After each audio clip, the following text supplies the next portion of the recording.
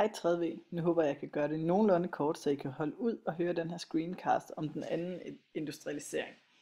Det er jo altså et forsøg på at gøre det lidt hurtigere, end hvis I selv skal læse det hele, og så får I det også ind på en anden måde. Men den anden industrialisering finder sted fra 1850 til 1900. Nogle gange kalder man det også den anden fase i industrialiseringen, og det er jo runde årstal, kan I se, så det er jo heller ikke noget, man kan egentlig helt argumentere for slutter og starter fra den ene dag til den anden. Men det er altså de årstal, man sådan normalt opererer med. Og som min forside her også viser, så er den anden industrialisering præget af nogle faktisk endnu større opdagelser end det, der skete i den første industrialisering.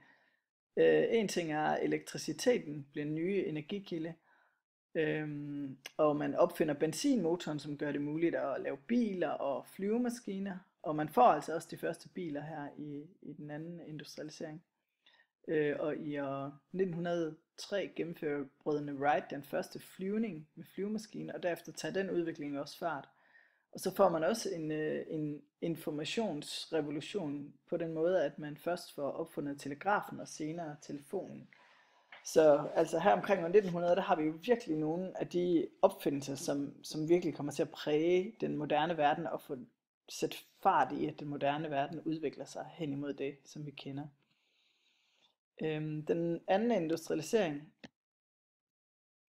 er også den fase, hvor industrialisering breder sig fra England ud til resten af Vesteuropa og til USA. Faktisk så bliver England overhalet af både Tyskland og USA her frem mod år 1900, sådan at Storbritannien kun står for 14% af verdens industriproduktion, og Tyskland 16% og USA 36%. Tysklands industrialisering sker efter, at Tyskland faktisk først er blevet dannet som et land, eller som en nationalstat i 1870-71 efter en krig mod Frankrig.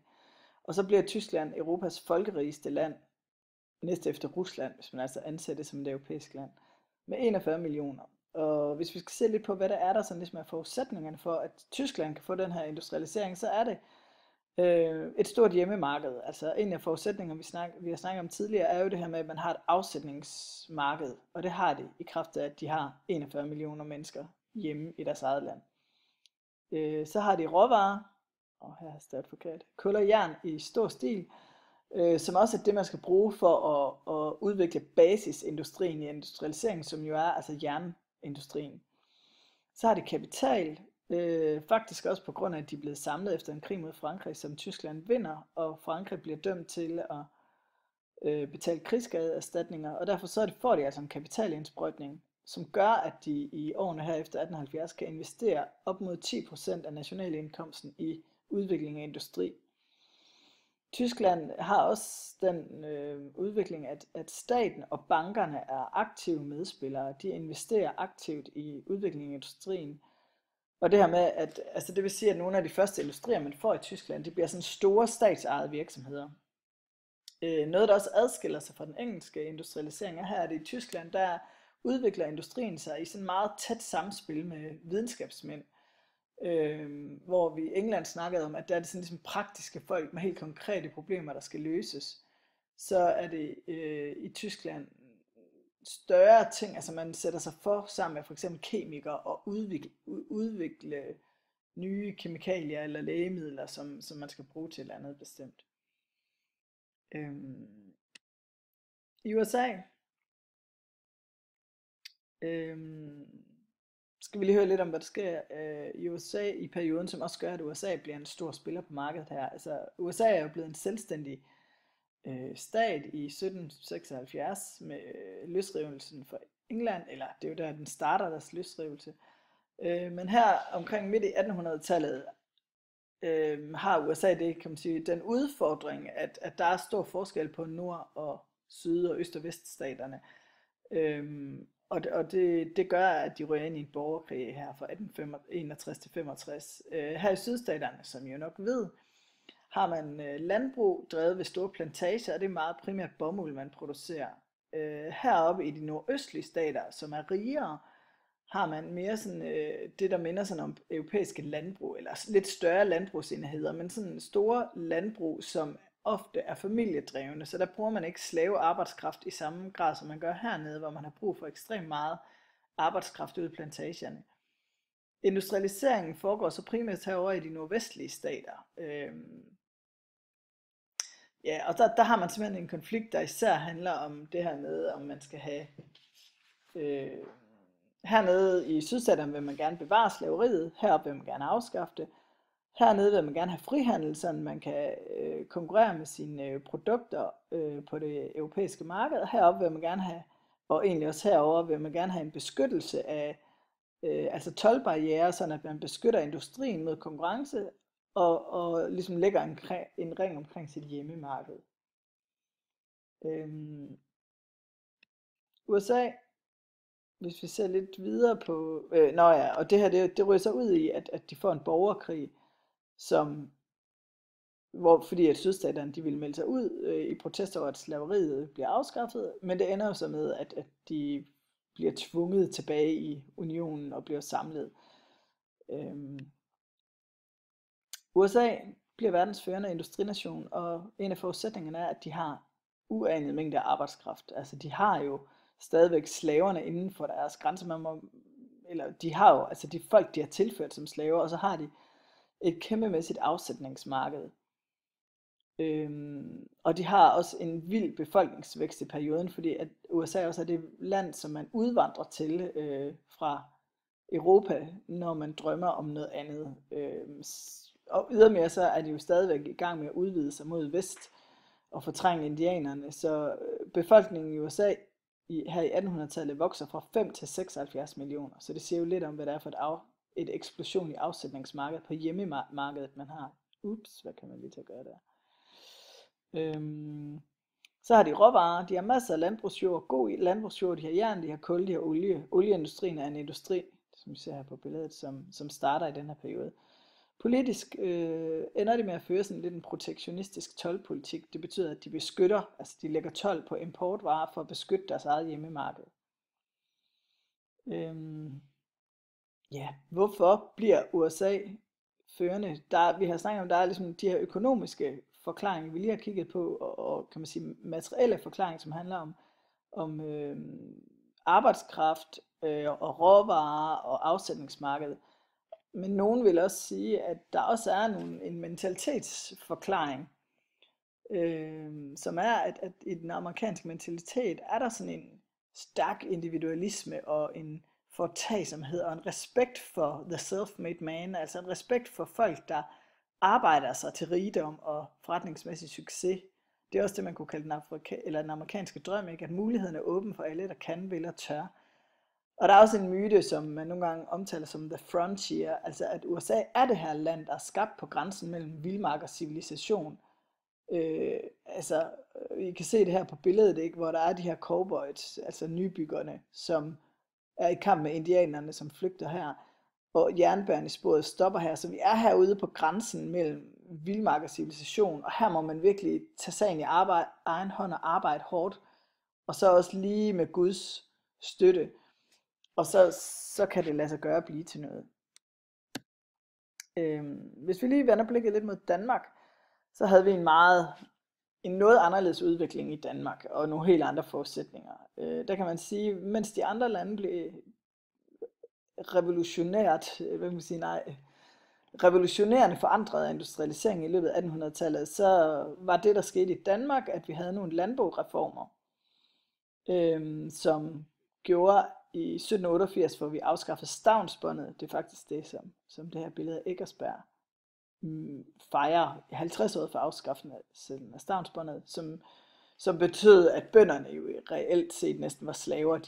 De måtte ikke flytte sig, de var bundet til der, hvor de var født, og de ejede, altså det at være fæstebonde betyder, at man ikke ejer sin egen jord, men man lejer den, kan man sige, en godsejer mod så at arbejde på hans jord og betale for den leje. Men i løbet af 1800-tallet, også inspireret jo af liberalismen, gør kongen det muligt for bønderne at blive frie, så de kan flytte, hvorhen de vil, og man laver nogle lånemuligheder, så de kan købe deres egen jord, og så, får vi de her selvejende bondehusbrug, som er meget kendetegnende for Danmark. Så sker der også den der udskiftning, som vi også snakker om, der skete i England.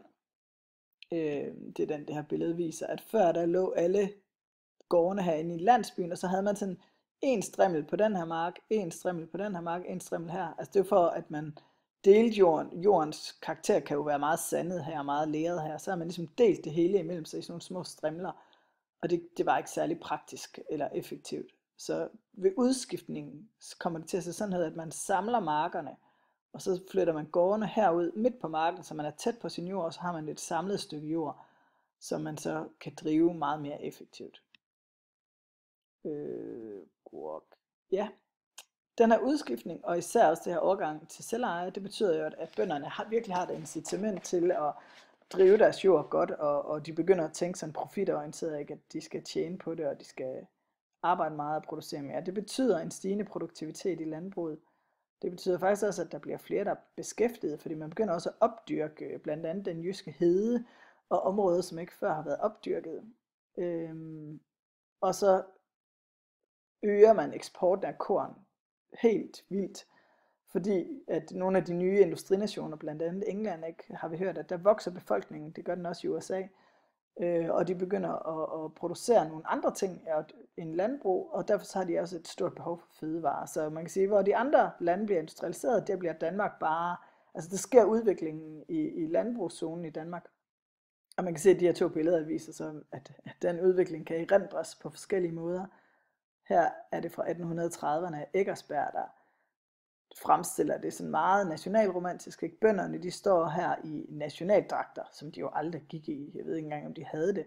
Og her kommer kongen Christian den 7., som har gjort de her bønder frie, og her er mindesmærket for stavnsbånds ophævelse. Så pænt kan man erindre det og fremstille. Man kan også tænke på det på den her måde, som Brændekilde gør det moderne gennembrud, ikke? At bønderne vedblev at være en form for slaver, der knoklede sig ihjel ude på marken.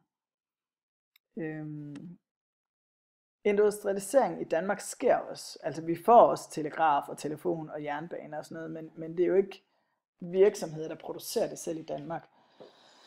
Men vi bliver i hvert fald påvirket også af industrialisering på den måde, at jernbaner og dampkraft ude i verden gør, at korn kan flyde til Europa fra Østeuropa, fra USA, og dermed kommer der altså øget konkurrence på det kornmarked, vi lige har hørt om, at Danmark ellers profiterer af. Og så begynder kornpriserne at falde, og så finder man ud af i Danmark, det er smart, hvis vi omlægger til svine- og kvægproduktion, fordi priserne er bedre på bacon og smør. Så det gør man. Og så i 1880'erne, så sker der en meget sådan en vigtig udvikling i Danmark, at man får andelsbevægelsen. Altså bønderne går sammen om at bygge og investere i nogle primært mejerier og slagterier, fordi det vi producerer i Danmark, det er fødevarer. Og her sker der også en, kan man sige, en industrialisering, fordi at man begynder at udvikle og bruge ny teknologi i bearbejdning af de her fødevarer. Så kan man spørge, hvorfor får vi sådan en langsom industrialisering i Danmark? Jamen det er simpelthen fordi, at vi har ikke nogen af råstofferne til at lave en basisindustri, jern, kul og olie. Vi har en meget begrænset hjemmemarked. Vi får en lille industri- og fabriksproduktion efterhånden, som knytter sig til det, vi kan, og de råvarer, vi har, nemlig fødevareproduktion og landbrug. Så vi får industrier, der knytter sig til mejerier, slagterier, garverier, bryggerier og sæbefabrikker. Lidt om konsekvenserne af industrialiseringen her til sidst. Det betyder en urbanisering. Folk flytter ind til byerne. Byerne vokser helt vildt og uplanlagt og ureguleret. Så der sker altså en befolkningsophobning, og spekulanter, altså dem, der har penge, de smækker boliger op til de her arbejdere, uden byggereglementer og sådan noget. Der er dårlig vandforsyning, kloakering og spildevandsrensning, så der opstår store sundhedsmæssige problemer i byerne. Kæmpe epidemier, altså børnedødeligheden i nogle kvarterer i København er i 1860'erne nogle steder op på 75%. Det er 3/4 af alle børn, der dør. På landet dør meget færre børn, og dermed opstår der faktisk et befolkningsoverskud på landet, som også er med til at understøtte den her vandring fra land til by. Først i slutningen af 1800-tallet finder Pasteur blandt andet ud af det her med, at der findes bakterier, og det egentlig er det, der gør, at man bliver syge, når der er så dårlig hygiejne. Og så begynder man også at lave bygningsreglementer og prøve at kontrollere den her vækst i byerne lidt mere. Ja, det var Speed Talk om industrialiseringen og konsekvenserne af den, og det var altså verden før 1914, side 260-70. Det håber jeg, I fik et eller andet ud af. Vi ses.